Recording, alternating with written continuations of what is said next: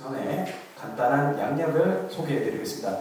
이동호 소장님은 건국대 대학원에서 한국독립운동사를 전공하셨으며 전 독립기념관 한국독립운동사연구소 책임연구위원으로 재직하셨으며 현재 선임역사문화연구소 연구소장, 독립기념관 한국독립운동 인명사 전 현찰위원 겸 실무위원으로 계십니다. 주요 연구로는 내가 몰랐던 독립운동가 12인과 한 광복 70년 독립운동사 연구의 성과와 과제가 있습니다. 그럼 오늘 강연자인 이동원 소장님을 모시고 의열투쟁의 쌍두마차 김원봉과 이종남 의사에 대해서 들어보도록 하겠습니다. 큰 박수 부탁드리겠습니다.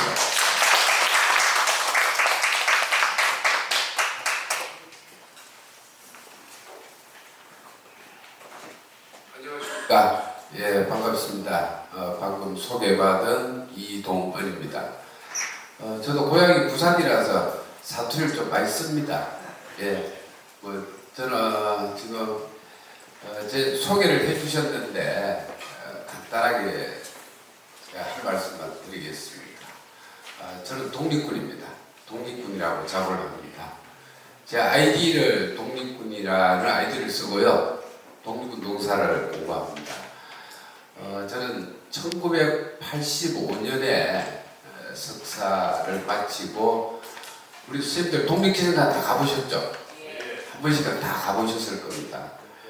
독립기념관에 우리나라에서 유일한 독립운동사 연구기관인 한국독립운동사연구소라고 있습니다. 제가 85년도에 독립기념관 건립추진위원회 시절에 입사를 해서 안 잘리고 30년 정년을 했습니다. 2015년 6월 말에 정년을 했고요. 공부는 끝이 없다 그러지 않습니까? 죽을 때까지 저는 독립운동사 공부할 겁니다. 그래서 정년 퇴임을 하고 현재는 서울에 선인역사문화연구소라고 하는 연구소를 꾸려서 연구 활동을 계속하고 있습니다. 그래서 오늘 저는 비가 와서 조금 적게 오신 것 같은데 많이 오시건 적게 오시던 저는 한 분이라도 굉장히 제가 열심히 준비를 했습니다. 그래서 요즘은 참 좋습니다. 이렇게 다니기가. 저는 현재 독립기념관에 오래 근무하다 보니까 천안에 오래 살았습니다. 하늘 아래 제일 편안한 하늘 천자에 편안한 안자, 제 이해 고향입니다만은 KTX 타고 이래 오니까 1시간이 모아요. 그래서 오늘 우리 선생님들 뵙기 위해서 조금 미리 와서 이렇게 둘러봤습니다. 우리 반장님도 만나서 잠깐 말씀도 듣고 했는데 수성구립 용학 도서관, 참 도서관 잘 지었습니다.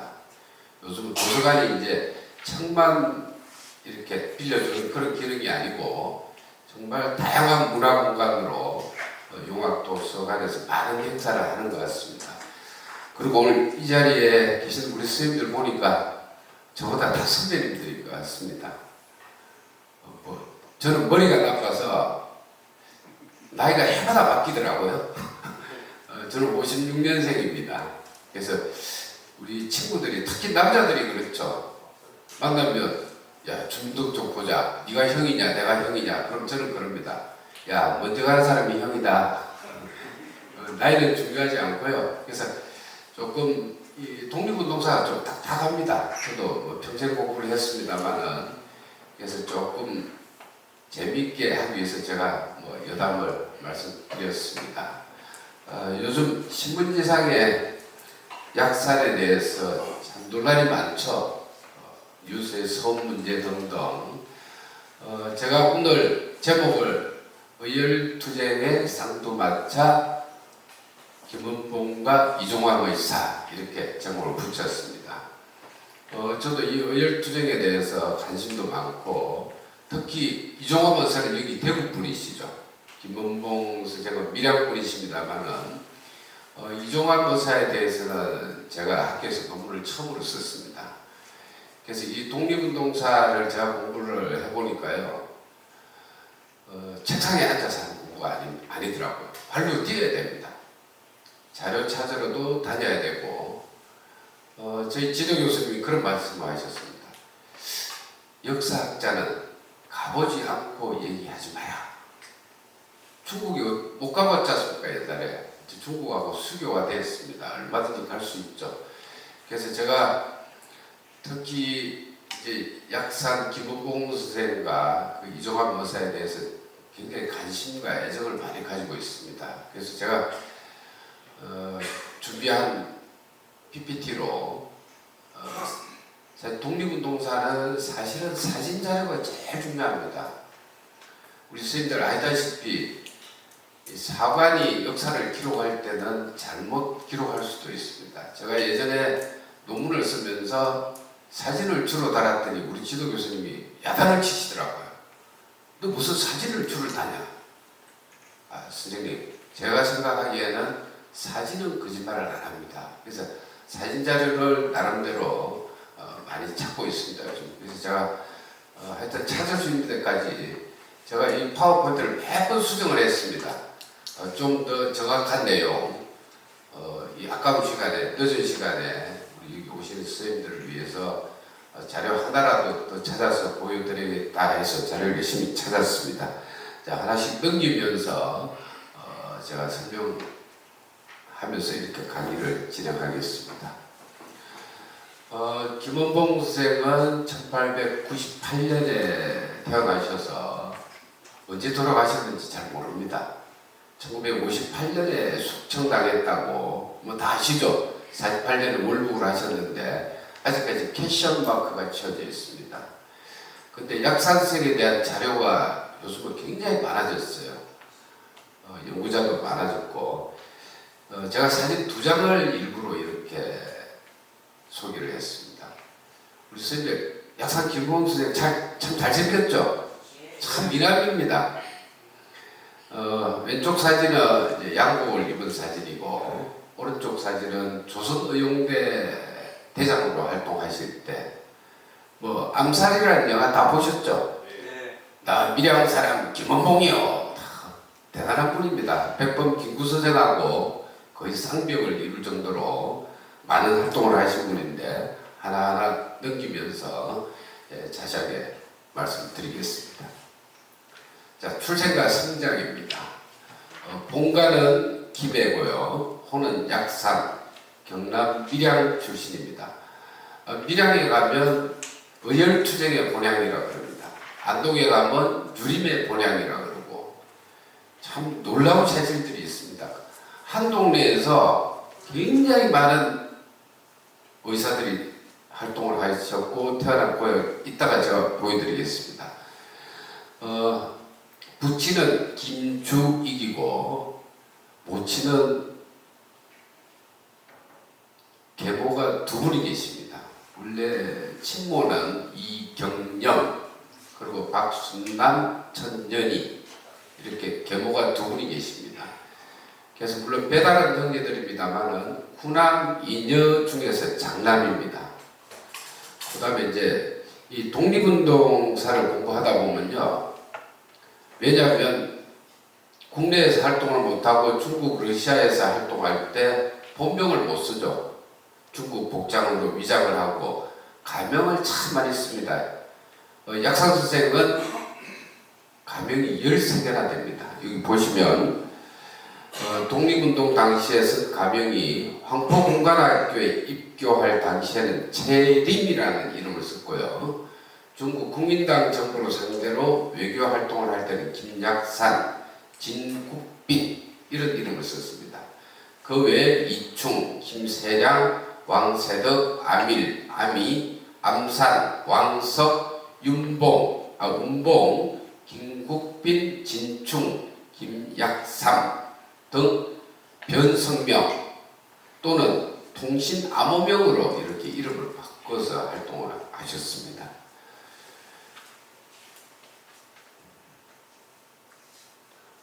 출생과 성장의 2번째, 현재 저는 사실 우리 지도 교수님이 가보지 않고 얘기하지 마라 그래서 오늘 강연을 위해서 예전에 가봤습니다만은 4월 말에 약산 평전을 쓰신 이원규 선생이라고 우리 계십니다. 소설가신데 그분 저 때문에 독립운동사에 발을 들여놓으신 분인데 같이 밀양하고 부산에 답사를 했습니다. 현재 밀양시 내이동 901번지에서 태어나셨는데 1916년까지 여기 사셨습니다.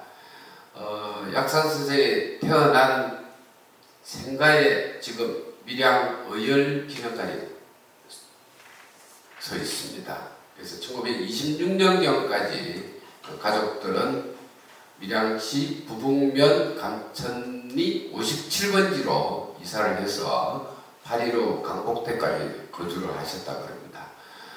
약산 선생은 대개 분들이 그렇습니다. 고향에서 서강에 가서 한학을 공부하시죠. 한학을 수학하셨고 1908년 11세 되던 나이에 밀양 국립보통학교로 진학을 하셨는데 2학년에 편입했습니다. 밀양 국립보통학교. 머리가 굉장히 좋으셨나 봐요. 월반이라고 그러죠. 우리. 자퇴를 합니다. 그리고 1910년에 밀양에 있는 동화중학 2학년으로 또 편입을 하십니다. 근데 이 동화중학에 전홍표라는 교장 선생님을 만나는데 이 에피소드가 있습니다. 일본어, 그 당시는 일본어가 국어고 우리말은 조선어라고 그랬습니다. 학교에서 일본어를 국어라고 가르쳤죠. 일본어 시간에 빼먹는 거예요. 도망가는 거예요. 그리고 일장기를 화장실에 처박아 버립니다. 아마 어렸을 때부터 약산 선생은 좀 달랐던 것 같습니다.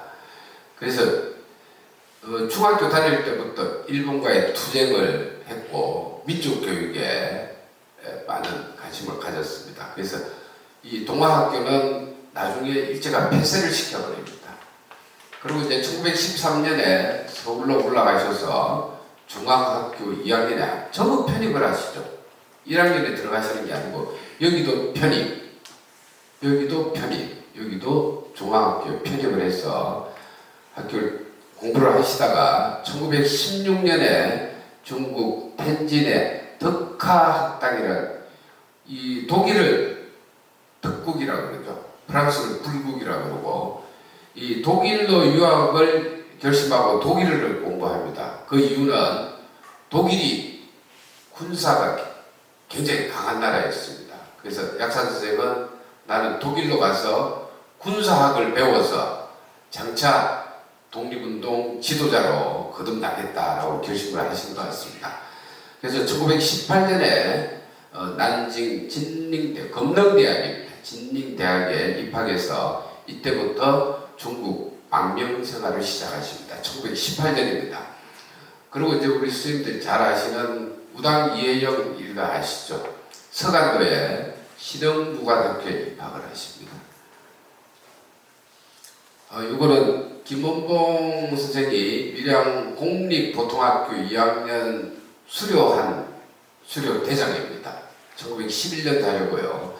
여기 수료 명단에 보면 나중에 신흥무관학교도 같이 가고 윤세주, 윤소용으로 되어 있는데 조선 의용대로 같이 활동하시는 여기 보일 겁니다. 여기 보시면 여기 한봉인 여기 보이시죠? 윤소용 같이 학교를 다니면서 공부를 했습니다. 근데 이제 역사학을 하는 사람들은 소설이 아니기 때문에 꼭 자료를 제시해야 됩니다. 논문을 쓸 때. 그래서 요거는 이제 김원봉 선생이 밀양 공립보통학교를 다녔다는 수료죠. 졸업을 못하고 졸업을 안 하신 거죠. 야, 요거는 지금 현재 여기 칼라인데 좀 흐리게 나왔는데 요거 제가 직접 찍은 겁니다. 김원봉 생가지 지금 현재 밀양 의열 기념관으로 이렇게 꾸려져 있습니다.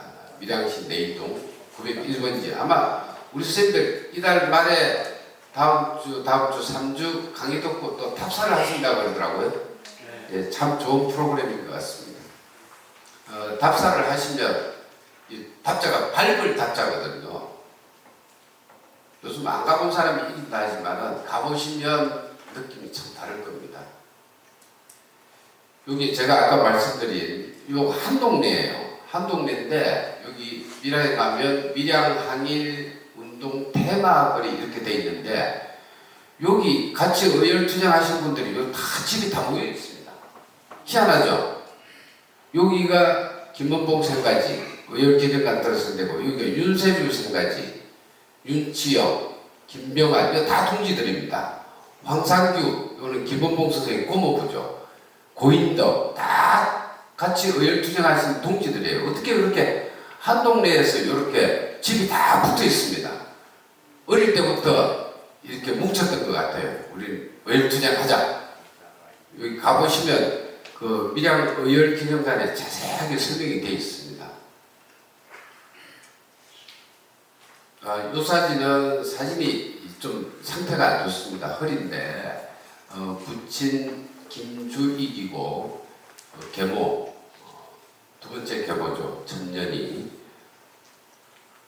그 다음에 이 사진은 김원봉 가족들인데 제가 이분들을 다 몰랐어요. 누가 누군지 몰라가지고 제가 오늘 오면서 의열기념관에 물어봤습니다. 야 이거 나 다 모르는데 좀 알려줘라. 모르는 거는 제가 아니거든요. 그래서 제가 이걸 정확하게 우리 선생님들께 왜냐하면 이 사진에 밝히는 게 이게 굉장히 중요하거든요.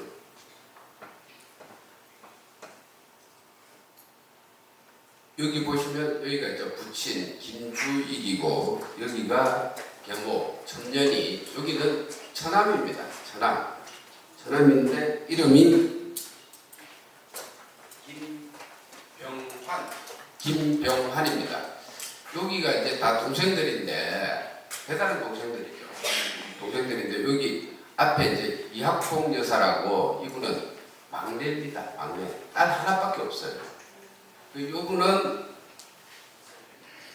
이분이 김구봉 동생이죠. 그 다음에 여기 김학봉 여사고 그 다음이 김덕봉 여기가 김봉기 이렇게 형제간들입니다. 형제간들인데 왜냐하면 누군지 이게 다 밝혀요. 우리가 있죠. 그냥 가족이다 이런 것보다. 그래서 제가 KTX 타고 오면서 의열기념관에 전화를 해서 물어봤어요. 야 이거 나 아버지하고 엄마밖에 모르는데 좀 알려줘라. 그랬더니 다 알려줘서 제가 요거 확인을 했습니다. 자, 근데 참 약산 선생을 보면 참 약산 선생이 일생이 참 진짜 물론 월북을 하셨습니다만 뭐 시대 상황이 그랬고 6.25 때 전부 몰살당합니다. 알갱이로 몰려가지고 가족들이 전부 몰살당해요. 우리 역사 속에서 또 아픔, 분단의 아픔 이런 게 있습니다만은 그렇게 요 가족들 제가 요 한 분은 확인이 안 됐습니다. 의열기념관에서 잘 모르겠다 그러더라고요. 제가 확인하도록 하겠습니다. 자, 그 다음이 여기 약산 선생 부인입니다. 잘 아시죠? 박차정 유명한 분이죠. 31년에 북경 베이징에서 동지 박문호의 누이이자 여성혁명가인 박차정과 결혼을 합니다. 그런데 약산 선생은 호적을 띄보면 결혼한 게 전혀 안 나타나요. 이 중국에 가 있으면도 어디다가 혼인신고하겠습니까? 박차정 선생은 이제 부산, 고향이 부산이고요. 부산에서 동래고등학교 옆에 가면 생가가 이렇게 조성되어 있습니다. 부인이자 동료였죠. 자, 이 사진도 밀양의 유명한 표충사라는 절에서 해방 이후에 46년에 찍은 사진입니다. 사진 상태가 좀 흐린데 여기 처다들 중건 여기 안고 있는 처다들 중건인데 누구는 박차정 여사하고는 후사가 없었습니다. 애들이 없었습니다. 근데 이제 여기도 스토리가 있습니다. 박차정 부인이 임종 당시에 그 당시에 약산 김원봉 선생의 비서였던 최동옥이라는 분하고 결혼을 하라고 주선을 합니다. 그래서 재혼을 하죠. 그럼 이분하고 45년 1월에 개원을 하는데 이분 사이에서 난 아들이 둘이가 있습니다. 한 분이 약산성에 안고 있는 중건, 그리고 두 번째 아들이 여기 어디 있을 겁니다. 두 번째 아들이 이거 보이죠. 47년 3월에 부인이 만삭일 때, 우리 잘 아시죠? 친일 경찰 악명동법 노독술에게 체포돼서 수감이 되거든요. 그러니까 감옥에 수감됐을 때 둘째 아들이 태어났다. 그래서 철건이라고 이름 지었습니다. 이건 이제 가족 사진. 모처럼 이제 강복이 되고 귀국을 해서 표충사에서 아들을 안고 찍은 사진입니다. 이제 의열단 창단입니다. 의열단은 우리 선생님들 잘 아시겠지만은 올해는 3.1운동 100주년, 상해 대한민국 임시정부 수립 100주년, 행사가 크게 떠들었죠. 의열단 창단 100주년입니다. 또 서로군정서 100주년이기도 하고 100주년은 좀 남다른 의미가 있죠. 그래서 의열단 100주년은 11월 10일입니다. 아직 좀 남았죠. 아마 행사를 많이 할 겁니다. 자, 1919년 11월 9일에 중국 지린성 파호문 밖에 중국인 반시 집에서 의열단을 결성했습니다. 그래서 성립된 것은 그 다음 날인 10일. 그래서 의열단 창단 기념일은 정확하게 1919년 11월 10일입니다. 근데 최근에 창단 멤버가 전부 13분이었습니다. 근데 10인설이 나왔습니다. 대구에 계신 대구대학의 김영범 교수가 논문에서 발표를 하셨는데 요 세 분은 아니다. 창단 멤버가 아니다. 논문에서 발표했죠. 의백은 맏형이라는 뜻이죠. 단장이죠. 단장. 김원봉. 그 당시에 22세입니다. 제가 22살 때 뭐 했을까 생각하면 저는 군대 가 있었더라고요. 예, 대단하죠. 아마 제가 그 시대에 살았더라면 저는 독립운동 못했을 것 같아요. 근데 친일은 안 했을 겁니다. 그 22세고 이제 10인설이 거의 이제 굳어져 있습니다. 김원봉, 윤세주, 곽재기, 이성우, 강세우, 이종환, 김상윤, 한봉근, 서상락, 신철유, 한봉인, 배동선, 건줄은 제외. 장립 멤버가 아니다라고 밝혀졌습니다. 자, 의열단 공약 제9조를 보면 1이 9를 위하여, 9가 1을 위하여 이런 문장이 나옵니다. 학계 숫자 10, 그래서 창립 단원은 10명이다 라는 걸 암시하고 있죠. 여기 의열단 공약 구조에서. 그래서 실제 의열단 창립 멤버는 10명이다. 이렇게 이제 학계에서도 거의 이제 김영권 교수께서 밝혔고 이렇게 이제 이걸 정설로 이렇게 받아들이고 있습니다. 자, 이런 의백 단장을 뜻하고 군은 일반 단원을 의미합니다. 자, 일단 초창기의 고문 황상규라는 분이 있는데 연세가 많으시죠. 김원봉 고모부입니다. 근데 왜 연세가 많으신데 단장을 안 했을까? 황상규 고모부가 피합니다. 약산을 단장을 만들기 위해서 추대를 하는 거죠. 이제 김대지 이런 분들은 초창기에 이제 고문을 맡으셨고 의열단 창립기에 도움을 주신 분들 조력자 그룹이 있습니다. 여기는 이수택, 배중세, 윤치영, 이낙준, 이병철 이런 분들입니다. 여기 사진을 보시면 여기 이름이 잘 안 보이시는데 이름이 다 쓰여 있습니다. 누구누구. 그리고 김익상 의사는 여기다 넣어놨습니다. 의열단 창단이 이제 1919년 1월 10일이고 의열단 창단 초기의 멤버들 사진입니다. 그래서 20년 3월에서 5월까지 중국 상하이 프랑스 조계에서 촬영한 사진으로 추정을 합니다. 근데 의열단 단원들은 전부 멋쟁이를 하고 다녔습니다. 다 양복 입고 여기 인상적이죠. 여기 약사는 김원봉 선생님입니다. 중국 복장을 하고 있지 않습니까? 자기 신분을 숨기기 위해서 여기 누구누구 이름이 그러니까 항상 신분 노출을 꺼려서 중국식 복장을 하고 있죠. 김원봉은 단원들은 모두 깔끔한 양복 차림을 항상 하였답니다. 여기 보시면 여기 부단장이었던 곽재기, 강세우 여기 다 이름이 있어 다 적혀 있습니다. 김익상 의사는 여기다 일부러 사진을 넣었어요. 합성을 했죠.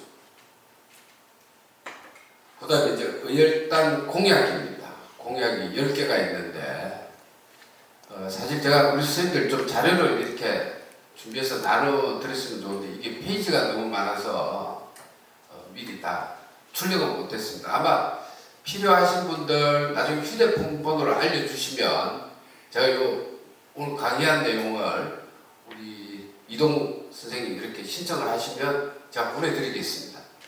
이게 너무 많아서 저 시간 관계상 다 읽지는 못하겠습니다. 이렇게 일단 공약이 10개가 있습니다.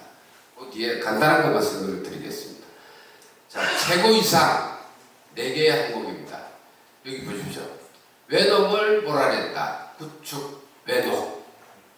조국을 되찾는다. 광복 조국. 계급을 없앤다. 다파 계급.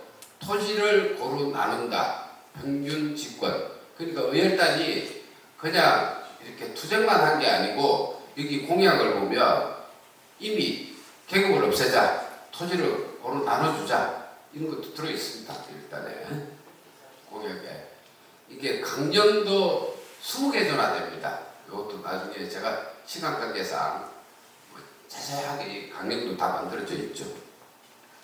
그 다음에 이제 우리 선생님들 잘 아시는 단재 신채호 선생이 작성한 조선혁명선언이라는 게 있습니다. 이거는 이제 약산 선생이 단재 선생한테 요청을 합니다.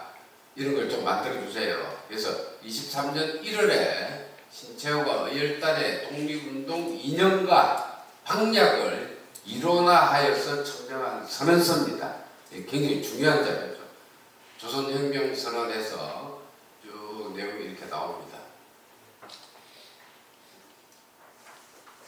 그 다음에 이걸 같은 시기죠. 앞에 조선혁명선언하고 같습니다. 1923년 1월인데 조선총독부 소속 각 강복리에게 보내는 여기 보면 야 너희들 일제 앞잡이 하지 말고 조국 강복을 위해서 같이 힘을 합치자 그런 내용이죠. 다 보냅니다. 조선총독부 소속 강복리들에게. 자, 의열단 활동입니다. 26년까지 이제 의열단은 상하이, 베이징, 텐진 등지에 거점을 두고 이래 옮기죠. 처음에 만들어지기는 길림에서 만들었습니다만은 그래서 세 차례 국내 적기가 일제 공격 거사를 비롯하여 23차례 거사를 의열단이 기획하고 김문봉이 총지휘하였습니다. 대표적인 걸 제가 여기 소개하겠습니다. 1920년 9월 저는 이거 설명할 때 박재혁 의사 이거 이름 잘 몰라요. 그래서 저는 꼭 이렇게 부릅니다. 박재혁 의사 부산경찰서 투탄 이거 그래야 정확하죠. 다음에 1920년 11월에 밀양 최수봉 의사 밀양경찰서 투탄 이거 폭탄을 던졌다는 거죠. 1921년에 김익상 의사 종로경찰서 투탄 이거 22년에 상하이 항폭탄 일본 육군대장 다나카 이치 처단 의거 여기는 김익상, 이종환, 오성윤 세 분이 같이 의거를 하셨죠. 24년 1월에는 김지석 의사가 일본으로 건너가서 도쿄 이중교 니주바시 투탄 의거 1925년 11월에 이게 굉장히 큰 사건입니다. 이 동경거사라고도 하는데 경북 의열단 사건이라고 일제가 지칭을 했거든요. 근데 일제가 조사가 끝날 때까지 안 밝힙니다. 이때 이제 대대적으로 다 이종원 거사를 비롯해서 다 체포가 되죠. 이 굉장히 큰 사건이었습니다. 그 다음에 이제 의열단 활동 중에서 세상에 알려진 사건들 이렇게 제가 앞에 뭐 대표적인 이것만 소개를 했습니다만은 나중에 자료를 통해서 좀 확인해 주시면 좋겠습니다. 이쪽 근대사 독립운동사를 공부하다 보면요 조선일보, 동아일보가 없으면 공부 못합니다.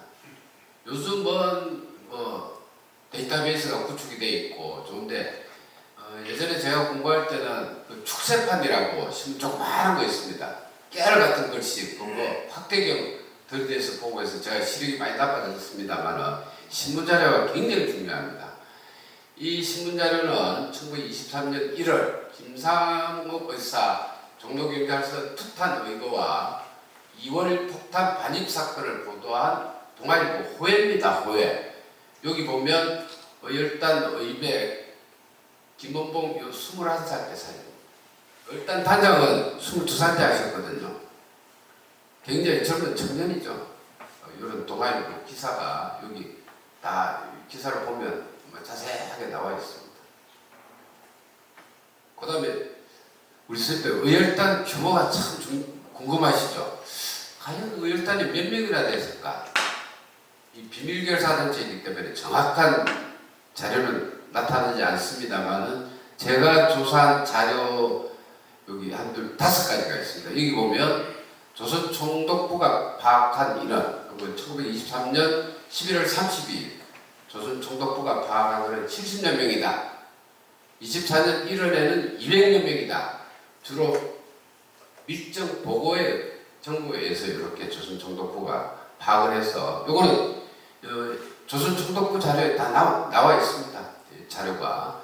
두 번째는 23년 조선군 사령부가 조사한 자료에는 150명이다. 그 중에서 무장한 인원은 80명이다. 이렇게 나와 있습니다. 세 번째는 상하이 프랑스 조계 경찰 당국이 파악한 인원은 30명 정도다. 그 외 자료는 1923년 10월에 일단 단원 위로연을 개최하는데 단원이 160여 명이었다는 이런 일단 규모에 관한 자료가 나와 있습니다. 근데 이 의열단이 1919년 11월 10일에 창단돼서 20년대 초기에는 많은 의열투쟁 거사를 합니다. 근데 이제 노선을 전환하게 되죠. 군사 정치 운동으로 의열 작탄 투쟁에서 군사 정치 운동으로 노선을 바꿉니다. 그래서 김원봉은 26년부터 이 노선을 바꾸는데요. 다른들과 함께 광저우 항포공관학교에 입교를 합니다. 김원봉은 손두환, 김성숙 등과 함께 장재석,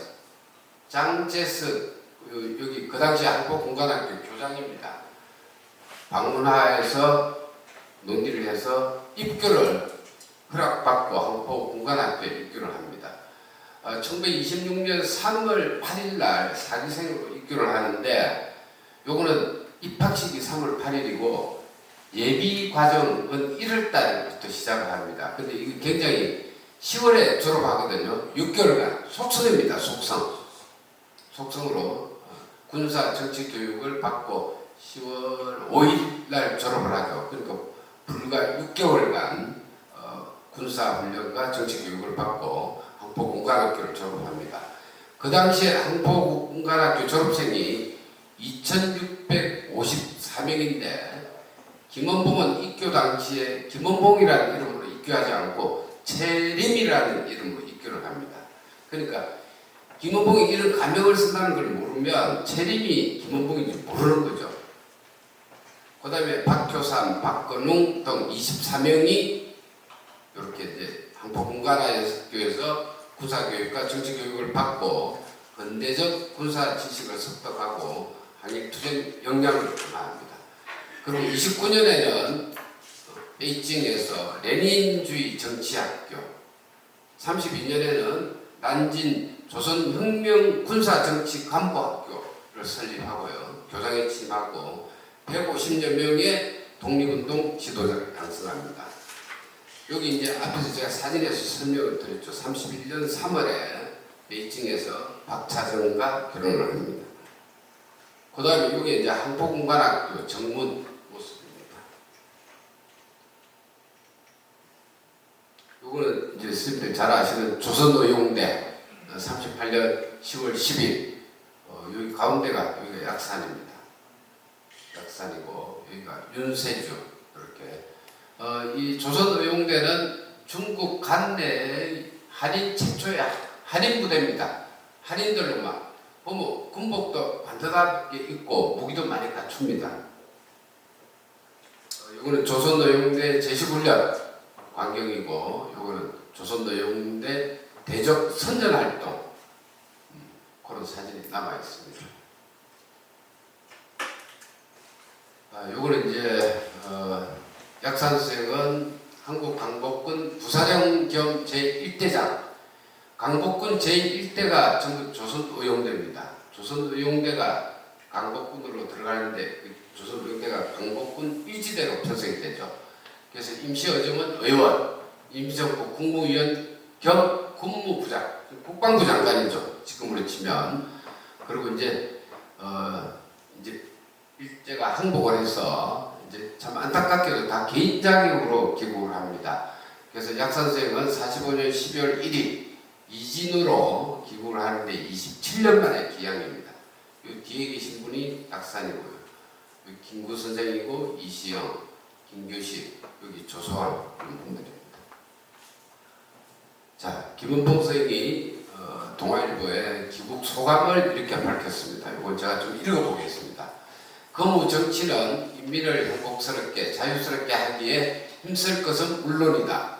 오는 도중에 발을 벗고 남도한 의복을 입은 동포를 보니 잔혹한 일본 침략 정치하에서 얼마나 신음하였는가를 알 수 있으며, 해외에서 자유스럽게 지내온 우리들은 오히려 편안하였다고 할 수 있다.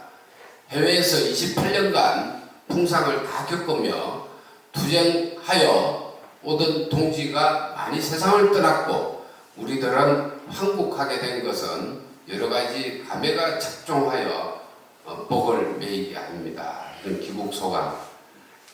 왜 이렇게 편안하게 지냈겠습니까? 독립운동이 얼마나 힘들었는데. 그렇지만 고국의 일제 치하에서 실험했던 거기에 있던 우리 동포들을 생각하는 그런 마음을 여기 피력하고 있습니다. 이 사진은 이제 한국하면서 박차장 여사 유해를 모시고 옵니다. 그래서 이게 장례식입니다.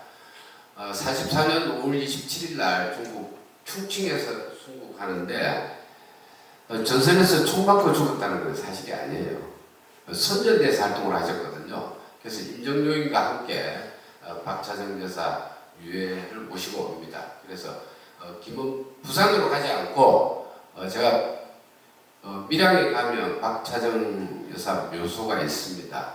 밀양시 감천동 기산에 안장을 했는데, 제가 4월 말에 가니까 박차정 여사 묘소에는 위에 때를 입혀도 때가 붙지를 않는데요.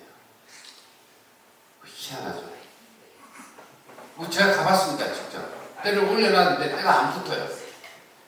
요게 이제 장례식 유해 이렇게 홍민 장교리고, 여기 약산 선생이 박차정 여사 이렇게 모시고 가는 장면입니다. 이 사진은 이제 광복이 되고 귀국해서 미소공동위원회 환영대에서 연설하는 장면입니다. 49년인데요. 김원봉은 당시 정치 상황으로 저는 역사학자입니다. 아마 김원봉 선생을 두둔하는 건 아닙니다. 아마 김원봉 선생이 국내에 있어서 암살당했을 겁니다. 여운형 선생도 암살당했고, 그때 민족주의하고 공산주의 여러 가지 복잡했거든요. 그리고 미 군정이 들었었지 않습니까? 그리고 저 7.18 문제 등등 복잡했는데, 48년 4월 9일 날 민족주의 민족전선 민전이라고 합니다. 줄여서 대표로 북한에 갔다가 돌아오지 않았죠. 48년 4월 9일 날 이제 월북한 걸로 이렇게 되어 있습니다. 이 사진은 아까 우리 선생님 한 분이 질문을 하셨죠. 김원봉 체포기사입니다. 경향신문 47년 3월 25일자인데 제가 여기 결론을 여기 같이 붙였습니다. 4월 9일 날 무혐의로 석방이 되는데, 노덕술이라는 악질 친일 경찰이 있죠. 화장실에서 볼일 보고 있는데 잡아왔어요. 약사 선생님이. 그래서 나중에 무혐의로 석방이 됩니다. 약사 선생님은. 요거는 요 기사는 이 노덕술이 이 해방 이후에 사실 우리 대한민국 사회가 굉장히 혼란스러운 게 그때 반민 특위할 때 친일파 문제를 정리를 못해서 그렇습니다. 지금까지도 논란이 되고 있는데 수도경찰청 수사과장으로 장택상 잘 아시죠? 장택상은 아버지가 장성원입니다. 친일 부호. 대한강복회가 처단했죠. 대구 분이죠. 우재룡이라는 분이 있습니다. 그분도 백산이라는 호를 쓰는데 대한강복회라고 비밀 박상진 의사 잘 아시지 않습니까? 같이 활동했던 대한강복회에서 장택상 부친 장성원을 처단을 했죠. 친일부호. 그러니까 이제 장택상이 미군정청 수도경찰청장이 되거든요. 그러니까 대한강복회도 해산시켜버리고 여기 노독수를 시켜서 약사 선생님도 체포하는 거죠. 그래서 살인 여기 보면 장택상 암살 미수 사건으로 이게 사건을 조작해서 용의자를 고문하고 아주 죽여버립니다. 그래서 한강에 유기한 사건이 있었거든요. 이 노독술이 한 짓입니다. 굉장히 악명이 높았죠. 경향신문 48년 7월 27일자입니다. 노독술은 보상을 받았습니다. 백범이 풀어줘라. 기술자가 필요하다. 그때부터 잘못된 거죠. 약사는 지금 논란이 있죠. 지금 현행법상으로 약산의 의열단을 비롯해서 독립운동 행적은 높이 평가해야 되지만은 지금 서원법상 약산은 보상을 못하게 되어 있습니다. 그 보상도 뭐 그렇게 중요한 거 아닙니다. 그거는 나중에 통일이 되고 난 이후에 논의할 문제라고 저는 생각합니다. 자, 이건 최근에 그 북한에서의 약산의 모습입니다. 이 사진을 아마 못 보셨을 겁니다. 아마 숙청되기 전에 조금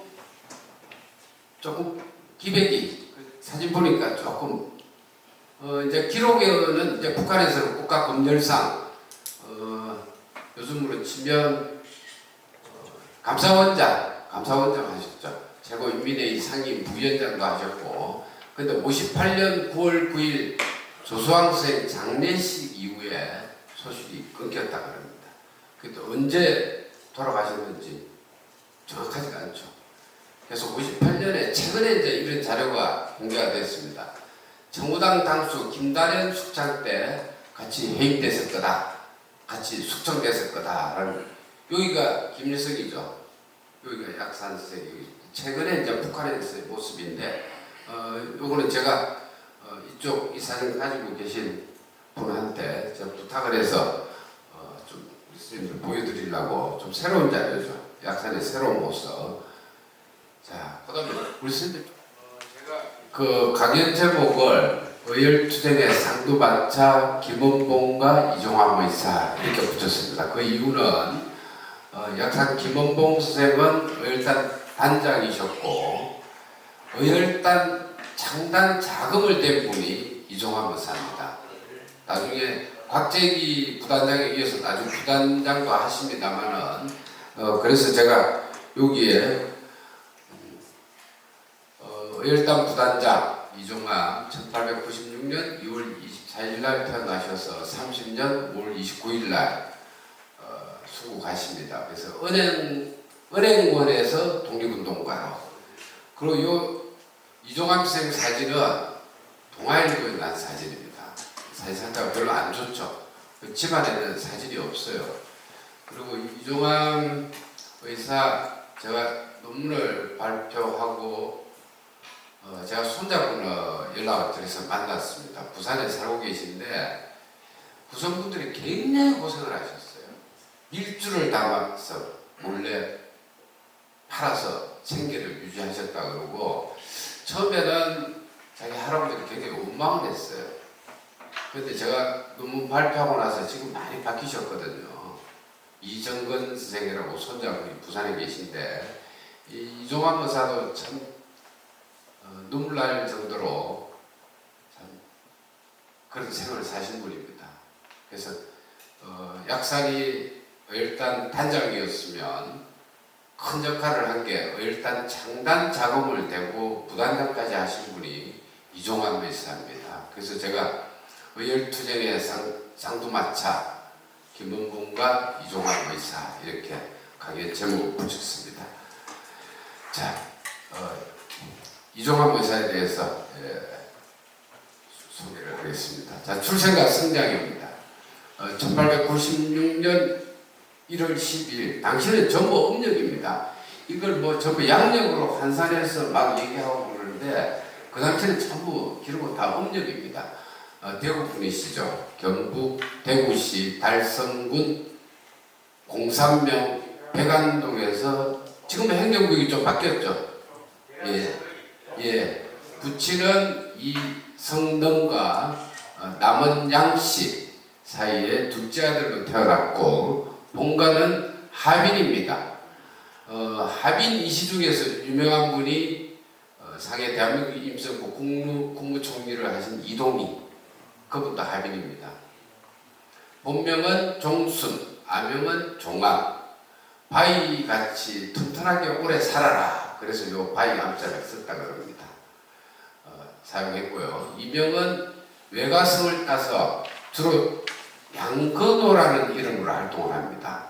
그 다음에 양주평, 이중호, 권택권, 약산처럼 이명이 많죠. 이종순, 양건오, 하나, 둘, 셋, 넷, 다섯, 6개. 약산은 13개 가명을 썼습니다. 여기 이종학생이 6개 가명을 썼습니다. 조부역에서 한학을 배웠고 1908년 대구 공립보통학교에 입학했고 1912년 대구 농림학교에 입학을 했는데 중퇴를 합니다. 그리고 1913년 부산으로 가서 부산상업학교, 지금 개성고등학교죠. 부산상고, 야구 잘하던 부산상고죠. 중퇴를 합니다. 그리고 1914년 대구은행 지금도 있지 않습니까? 그죠? 이 대구은행하고 다릅니까? 예. 대구은행 이름만 똑같고 지금 바뀌었다는 말씀이죠? 종은행으로 통합됐습니다. 아, 예, 잘 알겠습니다. 이 당시에 대구은행이 종은행으로 통합됐습니까? 예. 견습생으로 입사를 해서 출납계 주임을 맡습니다. 근데 그 당시에 대구은행에 입사를 하게 된 이유는 대구은행장 정재학이라는 분이 이종함의 고모입니다. 이분은 대단한 분이죠. 정재학. 1915년에 서이안과 이안과 결혼을 합니다. 자, 요게 지금 생가입니다. 생가. 당시 주소는 경북 대구부 남산정 621번지 이렇게 되어 있습니다. 근데 요즘은 전부 도로명 주소를 쓰지 않습니까? 그죠? 지금 현 주소는 대구광역시 중구 문우광길 30-26 여기가 이종환 의사 생가터입니다. 1917년 12월 이종환은 대구은행 돈 1,500여 원을 소지하고 이제 중국으로 망명을 하죠. 근데 그날이 토요일이었습니다. 마감 시간 5분이 지났을 때 어느 상점에서 15,500여 원을 입금을 했습니다. 그래서 보자기에 싸서 공고 뒤에 숨겨둔 거죠. 그리고 입금전표에 도장을 빵 찍어버리죠. 그리고 이종함은 이렇게 빼돌릴 수 있었던 거는 출납계 주임을 맡았거든요. 빼돌려서 근데 그 다음 날이 일요일입니다. 다 쉬죠. 은행이 쉬니까 월요일 날 아침에 이제 이종함이 빼돌린 걸 알고 경찰에 신고를 하죠. 근데 이종함은 이제 숨어 있다가 18년 2월에 중국으로 망명을 합니다. 이거 15,000원을 가지고. 그 당시 15,500원은 큰 돈이죠. 엄청나게 큰 돈이죠. 양근호라는 가명으로 활동을 하는데 이종환 의사도 실용무관학교에 갑니다. 거기서 약산, 한봉인 이런 동지들을 다 만나죠. 이런 분들하고 같이 일단 멤버 중에서 실용무관학교 출신들이 굉장히 많아요. 실용무관학교에 가서 이제 실용무관학교를 졸업하고 1919년 11월 10일 일단 창립 멤버로 활동을 하시고 부단장으로 활동을 하십니다.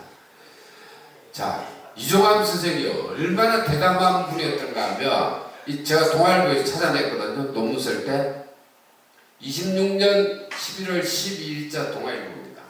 국내로 잠입해서 여기 보시죠. 형사와 공석 엄주. 형사님하고 같이 앉아서 술 마셨어요. 얼마나 대담한 분입니까? 기사가 여기 나와 있습니다. 그리고 정부 경기에 출전했습니다. 여기 나오지 않습니까? 정부 경기에 출전. 잠입 당시 이종암의 이 기사를 제가 다 분석해서 논문에 다 썼습니다. 대단한 분이죠. 얼마나 대단한 분이면 형사하고 같이 술을 먹습니까? 자, 그 다음에 이제 이종암 의사가 이제 체포돼서 법정투쟁을 하시죠. 그 보도기사입니다. 26년 12월 11일 경북은 열단 사건으로 체포가 됩니다. 법정에선 이종암 의사는 차량까지 기피합니다. 아주 늠름한 태도로 미소를 보냈답니다. 제가 안 봤거든요. 여기 나옵니다. 법정에선 이종암은 차량까지 깊이 늠름한 태도로 미소를 보내요. 대단한 분이죠. 말씀도 별로 없고 바로 실행에 옮기는 분이었답니다. 제가 앞에서 소개한 사진이 바로 이 사진입니다. 이종암 의사 사진이 없어요. 대개 신문에서 참 안타깝게도 우리 독립운동가들 사진이 다 체포 당시의 사진밖에 없어요. 고문 받았거나 고문 당할 때 아니면 수행의 명부 달고 찍은 사진. 뭐 독립군도 마찬가지입니다. 다 체포된 사진밖에 없죠. 그래서 이종암 의사 사진도 동아일보 기사에 난 사진을 제가 썼습니다. 자, 그 다음에 이 법정투쟁과 관련해서 두 번째 보도기사입니다. 요 경북 어열단 속행공판 엄중경계로 개정 이종암부터 신무. 요 밑에 사진은 고인덕인데 고인덕은 병으로 감옥에서 돌아가십니다. 고인덕은 연세가 좀 많으시죠. 경북 어열단 속행공판 엄중경계로 개정 이종암부터 신문. 고인덕은 병으로 못 나오고 결국 나중에 병으로 돌아가십니다. 자, 요 사진에 저 기사 굉장히 많거든요. 법정투쟁 관련 기사인데 동아일보 26년 12월 20일 기사인데 여기 대연자약 한 3명의 피고 여기 보시면 여기가 법정에 쓴 세 분입니다. 제가 사진 설명 여기 써놨죠. 이쪽이 제일 첫 번째가 이종암 의사, 그 다음에 배중세, 한봉인. 이때 방청객이 어마어마하게 몰렸답니다. 그 당시에 여기 사진입니다. 그리고 이제 여기 내용 중에서 하나 중요한 게 15,000원 빼돌렸지 않습니까? 대구은행에서 이종암이 법정에서 시인을 합니다. 7,000원은 상사에 3,000원은 요 상점을 만들거든요. 구영필이라는 사람이 좀 친히 생각을 했는데 중국에 가서 상점을 만듭니다. 그게 이제 다 독립운동 기지죠. 위장하기 위해서. 그래서 3,000원은 폭탄비로 썼고 7,000원은 회사 상점을 만들었다라고 이종암이 시인을 하죠. 사실이 명확하다. 근데 아까 앞에서는 1,500원이라고 그랬거든요. 여기는 7,000원, 3,000원 합하면 10,000원이지 않습니까? 이종암 의사가 시인을 합니다. 아주 당당하게. 그래서 이종암 의사는 무기징역을 언도받고 이종암의 할 말을 재판정이 저지할 정도로 당당하셨답니다. 언도는 25일 날 한다. 나중에 13년형으로 감형이 됩니다.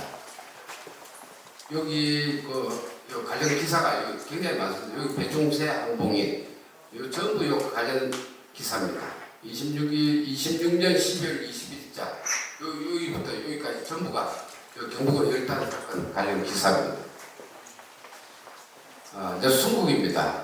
27년 1월에 대구 복심법원에서 처음에는 무기징역을 선고받죠. 그래서 징역 13년을 선고받고 대전 형무소로 이감이 됩니다.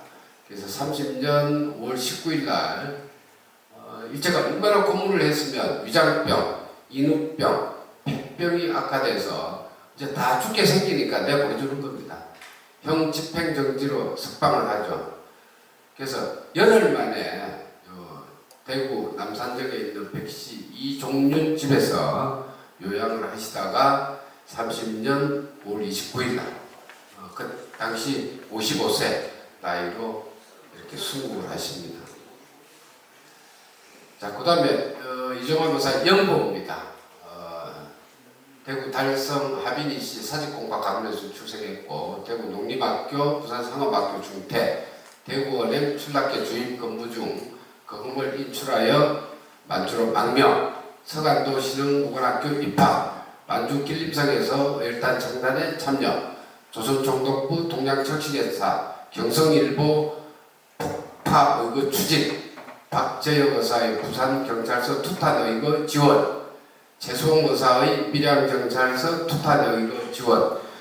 중국에서 약산하고 이종환 의사는 폭탄 제조법을 배웁니다. 그래서 국내로 폭탄을 반입을 하죠. 다음에 상해 항폭탄 의거에서 일본 육군대장 다나카 기치 저격. 근데 이제 의거를 할 때 서로 먼저 목숨을 걸고 내가 하겠다, 내가 하겠다 해서 제비뽑기를 해서 정했다 그럽니다. 단재 신채호 선생으로부터 일단 선언문 조선혁명선언을 지어서 받았다. 경부 일단 사건으로 일경에 체포된다. 다음에 고문 후유증으로 옥고로 순국, 건국훈장 독립장을 받습니다. 자, 이종환 의사하고 관련된 자료가 최근에 하나 공개된 게 있습니다. 이 자료는 신철휴, 이분은 일단 청담 멤버죠. 그리고 이 최충식이라는 분은 아주 여기 제가 설명을 했을 겁니다. 신간에서 활동한 분인데 이 두 분이 추동문을 쓴 게 최근에 발견이 됐습니다. 이거는 이제 손자 이정근 선생님이 소장하고 계신데 신철유 의사가 25년에 동경 거사에 참여하지 못한 회한을 추동문에 담고 있습니다. 추동문 제목은 이종환 공을 추모함. 이 내용은 제가 좀 새로 공개된 자료에서 소개를 하겠습니다. 이게 원본입니다. 밑에 손자분이 가지고 계신 거고, 요거는 이제 번역을 다 했습니다. 번역을 해서 거사할 당초 생사를 같이 하기로 했거늘 오늘 이 애통한 마음 니와 더불어 나누리 위험한 일로 여겨 비록 의를 저버리긴 했으나 성공하여 의당 공을 논하리라 기대했다오. 일생을 울분으로 보내며 심사 항상 격했으니 20년을 갇혀 살아 하니 끝이 없었으니 와병으로 추모의 자리에 참석하지 못하나 자꾸만 흐르는 피눈물이 붉게 몸을 적시네. 이성의 동지 신철유 상가성. 요 내용을 번역한 겁니다. 또 한 분의 그 최충식의 추동문이 있는데 그거 제가 생각하도록 하겠습니다. 신철유는 일단 장단 동지 중에서 유일한 생존자입니다. 그 추동문을 작성할 때 원래 신철유 여사는 징역 7년을 선고받고 옥중 생활을 하다가 병으로 가출옥을 하시는 바람에 살아남은 겁니다. 요게 이제 1970년에 이종환 의사 40주기 추도식, 이것도 최근에 공개된 사진입니다. 장소는 서울 을지로 홍사단 강단입니다. 자, 여기 다 보시면 8분밖에 없어요. 참 조촐한 추도식이죠. 쓸쓸하죠? 큰 일을 하셨는데 일단 장단 자금을 내고 수차례 의일투쟁을 하시고 옥고를 치르셨는데 연구도 안 돼 있고 몰라요. 그래서 이종환 의사의 동생입니다. 이종범이라는 분하고 신철유, 정립단한 최충식 등 8분이 이렇게 조촐하게 1970년에 딱 한 번 하고 끝났습니다. 추도식이 있었다. 이거는 이제 독립기념관에 서 있는 이종환 의사 의록부입니다. 날짜가 여기 나와 있죠. 2008년 11월 3일 날. 이건 종친회에서 하빈이시 종친회에서 세웠습니다. 자, 저는 의협투쟁에 대해서 2001년에 9.11 테러가 있었지 않습니까? 그때 국내 학자들 중에서도 의열투쟁을 테러라고 얘기하는 분들이 있었어요. 그래서 제가 학교에서 발표하면서 크게 반발했습니다. 왜 그런 무식한 소리를 하느냐. 자, 의열투쟁의 성격과 특징에 대해서 잘 정리를 했습니다. 흔히 의열투쟁과 테러 활동을 동일한 것으로 인식하거나 그 차이점을 알지 못하는 경우가 많습니다. 의열투쟁은 외형상으로는 폭탄을 던지지 않습니까? 작탄 활동이라는 점에서는 테러 활동과 같아 보이지만 양자는 완전히 다릅니다. 한국 독립운동사에서 의열이라는 용어는 독립투쟁의 한 방향으로 확실하게 규정되어 있으며 독립운동 시기 이미 의열이라는 용어가 확실한 개념으로 자리하고 있음은 한국 독립운동의 특징이다. 우리 한국 독립운동사에만 의열투쟁이 있습니다. 그래서 크게 독립운동을 의병, 의열투쟁, 독립군, 강복군, 부장투쟁 계열이 있고 또 한 계열은 실력 양성용이라고 그러죠. 서구의 문물을 배워서 신식 학교를 만들어서 나중에 공부해서 우리가 실력을 키워서 독립을 쟁취하자. 근데 진짜 독립운동은 저는 항일부장투쟁이라고 생각합니다. 국내에서 독립운동이 어렵거든요. 물론 다 훌륭하죠. 뭐 외교로도 훌륭하긴 하지만은 그래서 이 의열투쟁에 대한 개념을 잘못 이해하거나 오해하는 경우가 있어서 제가 이렇게 정리를 했습니다. 자, 그래서 제가 의열투쟁과 테러의 차이점을 이렇게 정리를 했습니다. 첫째, 의열투쟁은 정의를 실현하는 데 목적을 두고 있지만 테러 활동은 개인이나 집단의 사사로운 이익을 달성하는 데 그 목적을 두고 있다. 둘째, 의열투쟁과 테러 활동은 타격 대상에서 차이가 있습니다. 의열투쟁은 타격해야 할 대상을 명확하게 정하죠. 테러 활동은 불특정 다수를 대상으로 합니다. 셋째, 자신의 행위를 당당하게 밝히죠. 의열투쟁은 현장에서 다 체포되지 않습니까? 당당하게 죽을 각오로 정하지만 자신의 행위를 당당하게 밝히느냐 숨기느냐에 따라서 의열투쟁과 테러 활동의 차이가 있습니다. 의열투쟁은 의거를 결행한 후 자신의 행위를 스스로 밝히죠. 그러나 테러는 자신의 행위를 숨깁니다. 그래서 의열투쟁과 테러는 이런 차이점이 있다. 의열투쟁은 한국 독립운동의 한 팩트다. 자, 흔히들 의사와 열사, 왜 어떤 사람은 열사라고 그러고 어떤 사람은 의사라고 그러냐. 유관순은 열사, 김원봉은 의사, 이종환 의사. 그래서 그 개념을 제가 이렇게 정리를 해봤습니다. 의사와 최근에 민주화 투쟁하면서 이한열 열사라고 그러죠. 의사를 안 그러거든요. 안중근 의사라고 그러지 않습니까? 윤복길 의사라고 그러고 의사는 성패에 관계없이 목숨을 걸고 대적 공격의 거사를 결행한 사람. 이렇게 개념을 정리했습니다. 열사는 강력한 항의의 뜻이나 의문을 자결 또는 그에 준하는 행동으로서 내보인 사람. 혹시 예전에 안중근 의사가 뭐 닥터라고 그러고 뭐 이상한 말도 안 되는 소리를 지어내서 그리고 또 안중근 의사가 의병 참모 중장을 했거든요. 중장이 별 3개라고 하나 더 달아주자. 말도 안 되는 우리 역사에 대해서 좀 말도 안 되는 주장을 하시는 분들이 있었는데 그래서 제가 이렇게 의사와 열사를 이제 좀 이해가 가시죠? 네. 유관순 열사 그러지 않습니까? 그죠?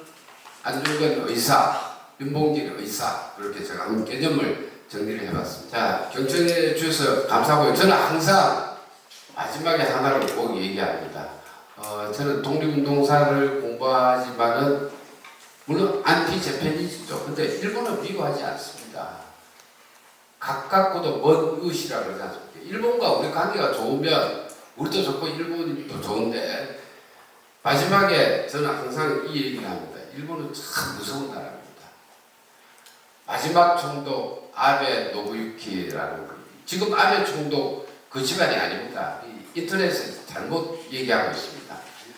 저주와 예언이라는 글이 있습니다. 저는 이거를 보면 정말 섬찟합니다. 자, 우리는 패했지만 조선은 승리한 것이 아니다.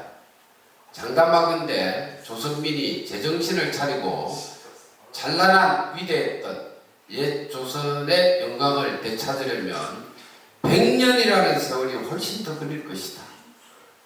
우리 일본은 조선민에게 총과 대포보다 무서운 식민교육을 심어놓았다.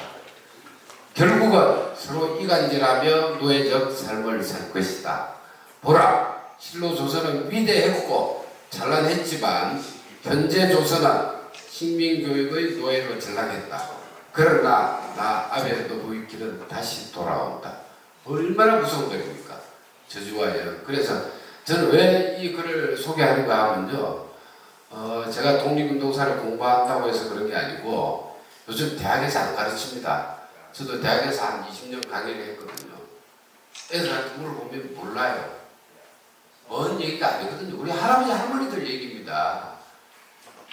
저희 아버님도 일제시대를 사셨고, 근데 역사 교육을 안 합니다. 지금 대학에서도 안 가르치고, 예전에는 전부 교양 필수였습니다. 지금 대학에서 안 가르칩니다.